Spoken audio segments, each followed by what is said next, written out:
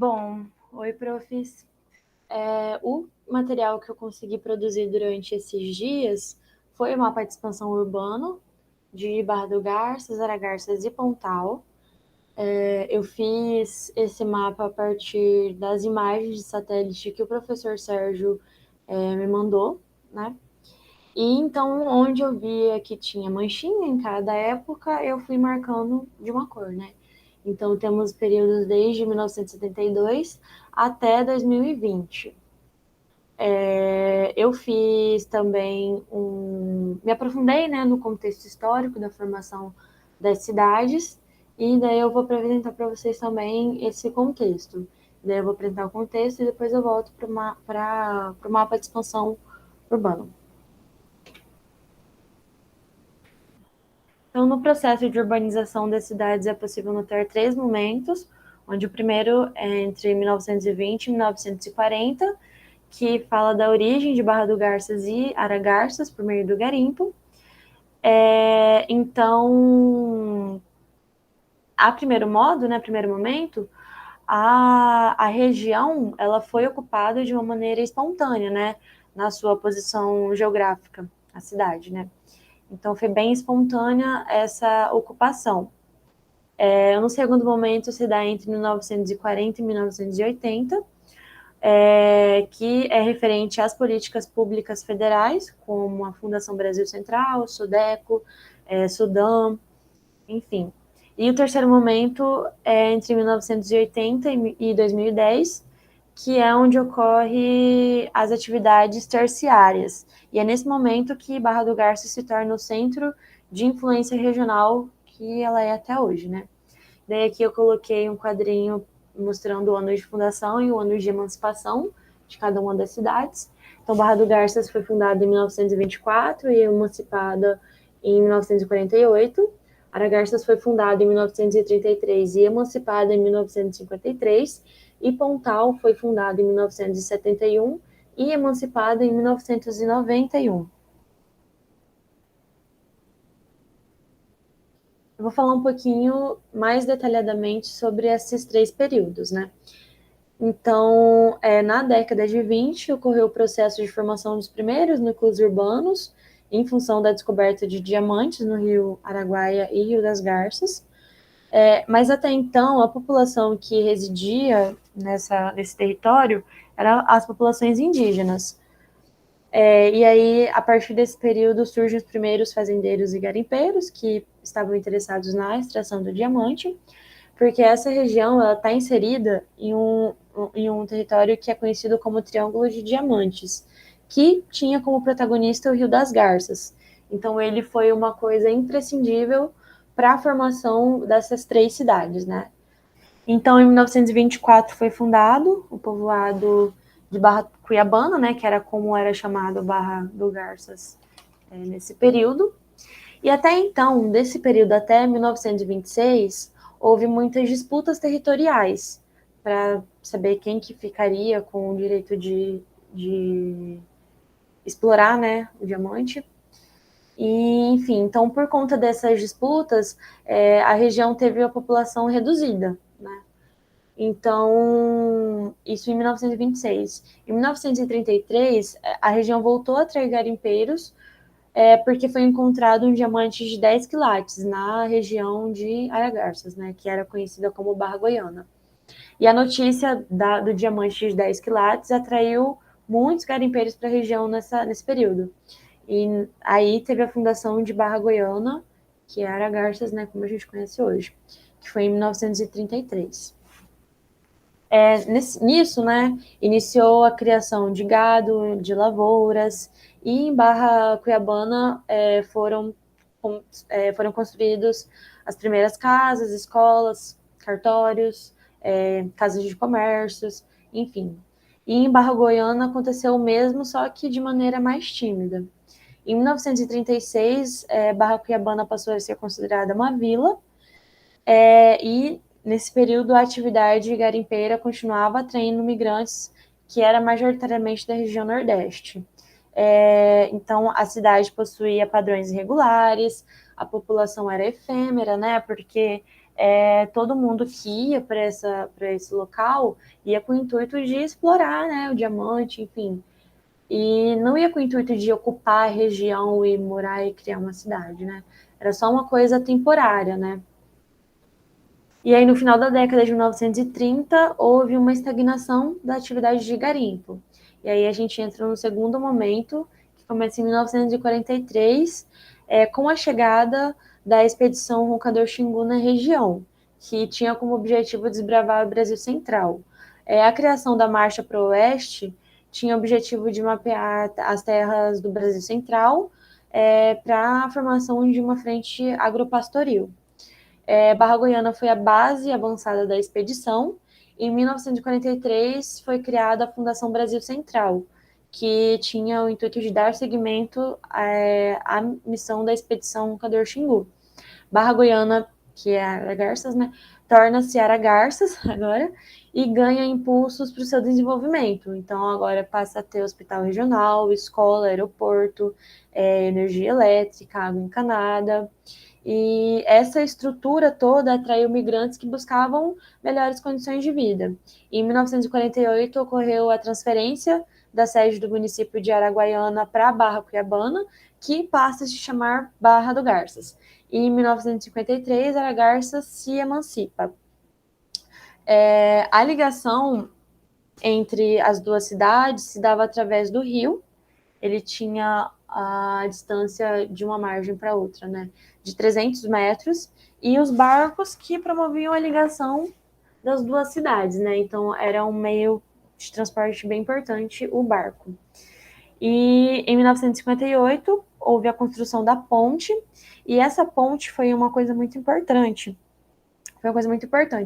porque ela marca o desenvolvimento de toda a região centro-oeste, né? Então, ela foi uma coisa tão importante que até o presidente, que na época era o Juscelino Kubitschek, foi prestigiar a inauguração da ponte, né? Então, foi uma coisa bem relevante para a região nesse período.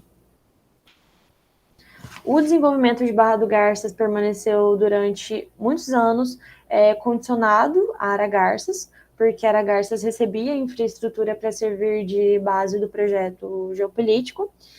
E no final da década de 1960, as terras da região foram apropriadas por grandes grupos empresariais, que eles eram estimulados pelos incentivos fiscais, como a Sudan, enfim, e por créditos subsidiários para a implantação de projetos agropecuários. E a apropriação dessas áreas fragmentou o antigo território pertencente à Barra do Garças, e foi nesse momento que Barra mudou a sua fisionomia. Então agora a Barra passa a ter asfaltamento, arborização, redes elétricas, água e esgoto. Então surgiu os primeiros comércios, né, para atender a demanda agropecuária. E como o Aragarças tinha um código de obra por conta da Fundação Brasil Central, era mais difícil a implantação desses novos estabelecimentos. Então, Barra expande a sua área urbana por conta disso, porque em Barra era mais fácil de construir do que em Aragarças. Em 1967, houve a extinção da Fundação Brasil Central e Aragarças diminuiu o ritmo de crescimento e desenvolvimento urbano, enquanto, né, Barra do Garças estava em uma onda desenvolvimentista muito grande, com o surgimento de muitos bairros, enfim. E nesse momento, Pontal começa a desenvolver características urbanas e em 1990 acontece a sua emancipação. Na década de 1960, Barra inicia a produção agrícola de arroz, e isso refletiu no papel da influência regional que ela passa a desempenhar. E Aragarças aumenta as relações interurbanas com Barra, diminui o crescimento e a importância regional.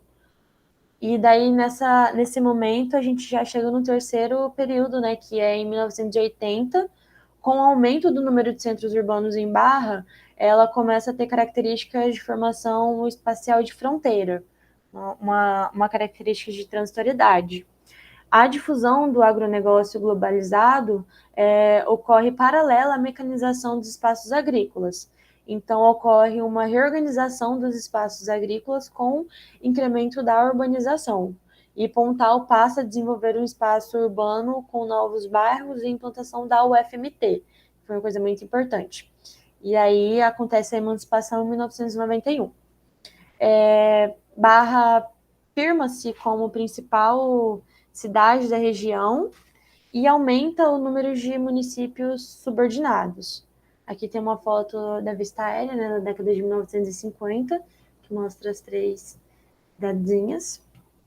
Aqui é uma imagem que mostra um problema que eu já citei para vocês, que é o congestionamento da BR-070, né, que é a BR que liga Mato Grosso com Goiás.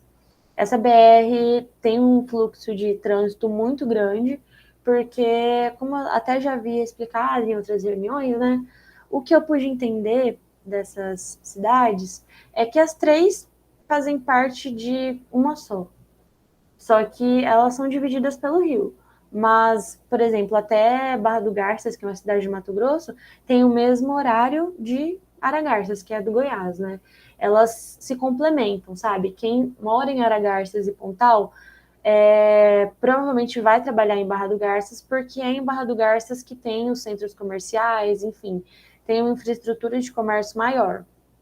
Então, normalmente, quem mora em Pontal e Aragarças trabalha, estuda, fazem essas coisas em Barra do Garças. Então, tem muito trânsito entre uma cidade para outra, né? É tudo muito perto. Então, quem mora em Barra sempre vai para Aragarças, para Pontal, enfim. É um fluxo de trânsito bem grande. E eu vou voltar para o mapa de expansão agora, para a gente dar mais uma olhadinha nele.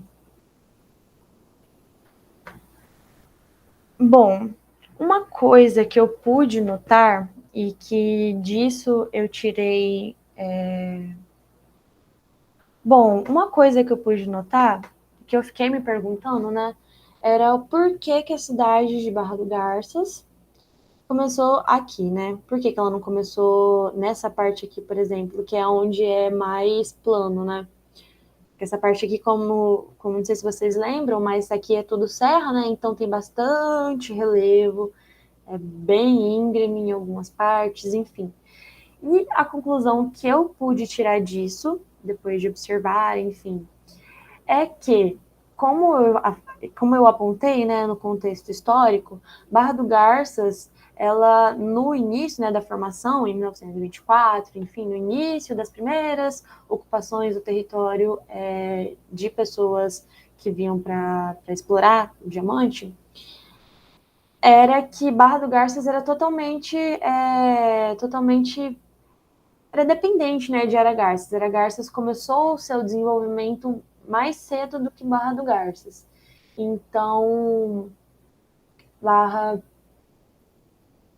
Barra tinha uma ligação muito forte com Aragarças no seu início. Aí, a partir do momento que ela começa a se desenvolver mais rápido e Aragarças se estagna, né, no desenvolvimento urbano, daí ela começa a crescer para os lados. Mas o que eu pude notar é que talvez a Barra tenha começado os seus aglomerados urbanos aqui por conta disso, porque é mais perto de Aragarças, né? É mais fácil atravessar o rio nessa parte aqui do território.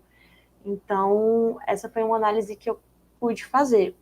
Então, depois vocês me falem, né, se talvez vocês concordam, não sei. E aí, a partir disso, a cidade se desenvolveu primeiramente para a direita, né, como a gente pode ver aqui pelas cores, né? Então, também porque fica mais perto de Aragarças, essa região aqui, né? E a gente pode perceber também, né, eu pude perceber que essa parte aqui desse traçado urbano mais retinho possui muitos vazios urbanos, muitos mesmos. Eu tive um pouquinho de dificuldade, né, de identificar os vazios, porque nos mapas, nas imagens de satélites, na verdade, como é uma imagem com pouca resolução, é um pouquinho difícil de entender o que é construção, o que não é. Então, eu fui vendo na imagem de satélite do que o professor Sérgio me mandou, né? E vendo também no Google Earth, Google Maps, para ver onde tinha vazios urbanos. Então eu consegui identificar esses, mas nessa região aqui tem bastante vazio urbano, bastante mesmo. Então, a princípio, né, eu não consigo eu não consigo achar imagens de satélite que seja mais antiga do que 1972. Então, até então, as únicas coisas que eu encontrei foram os registros históricos da formação da cidade. Então, o que eu pude tirar disso é que as três cidades, né, mas na verdade Barra do Garças e Aragarças, primeiramente, se desenvolveram de uma forma bem espontânea, né? E então as primeiras ocupações deram início às primeiras vilas, enfim, daí elas foram começando a ter as características de cidade, né, com arruamento, enfim. Mas a única coisa que eu consigo encontrar desse período é nos registros históricos, né, de textos, enfim. Mas eu continuo ainda pesquisando sobre isso, né, com certeza vou achar mais artigos sobre isso. E qualquer atualização eu já vou falando para vocês, enfim, qualquer coisa que eu for descobrindo a mais, né? Eu vou aproveitar, né, agora que a gente entrou em férias, enfim, vai ficar até fevereiro, para me aprofundar nas leituras sobre urbanismo, né, que até vocês, Gisele e Sérgio, indicaram para mim, para a Thalia, né, que a gente precisa ter uma base com a visão urbanística, né, para conseguir realmente identificar como realmente aconteceu de uma visão urbanística, isso é muito importante. A visão que eu consigo ter agora é essa, né? Vamos ver se isso vai mudar à medida que eu for compreendendo o assunto, enfim. Mas, por enquanto, é isso que eu tenho para mostrar para vocês. E qualquer dúvida, mandem lá no grupo, né? E qualquer sugestão de como melhorar esse mapa de expansão também é super válido. Podem ir falando lá no grupo, né? E é isso. Muito obrigada.